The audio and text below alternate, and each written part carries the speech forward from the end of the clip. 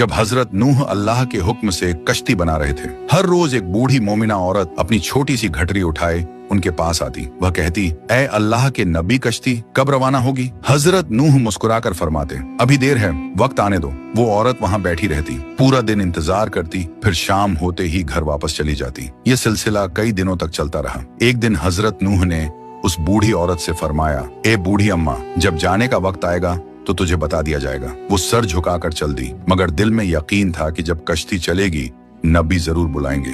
वक्त गुजरता गया, फिर अल्लाह का अजाब आ गया। जमीन पर तूफान बर्पा हो गया, पानी हर तरफ फैल गया और हजरत नूह की कश्ती रवाना हो गई। लेकिन हजरत नूह उस औरत को बुलाना भूल गए। जाहिरी तौर पर ऐसा ही हुआ। तूफान थम गया, समंदर की लहरें रुक गईं। कुछ वक्त बाद हजरत नूह के दिल में ख्याल आया कि चलो उस शहर को देखा जाए जहां से सब कुछ शुरू हुआ था। वो कश्ती से उतरे और शहर की तरफ चल दिए। जब शहर पहुंचे तो देखा हर तरफ वीरानी और तबाही है, मगर एक कोने में एक झोपड़ी से रोशनी आ रही थी, एक दिया जल रहा था। हजरत नूह हैरान हुए, इतना बड़ा तूफान आया, सब कुछ डूब गया, लेकिन ये दिया कैसे जल रहा है? उन्होंने जोर से अल्लाहू अकबर कहा। झोपड़ी का पर्दा उठा, वही बूढ़ी औरत घटरी उठाए बाहर आई और मासूमियत से बोली, या नबी अल्लाह, क्या कश्ती अब तैयार है? चलें। हजरत नूह की आंखें हैरत से फैल गईं।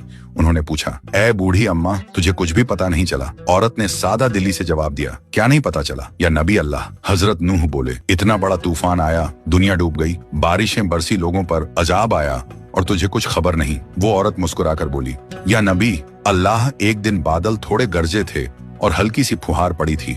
बस हजरत नूह ने आसमान की तरफ देखकर फरमाया, ए मेरे रब, यह क्या मौजा है?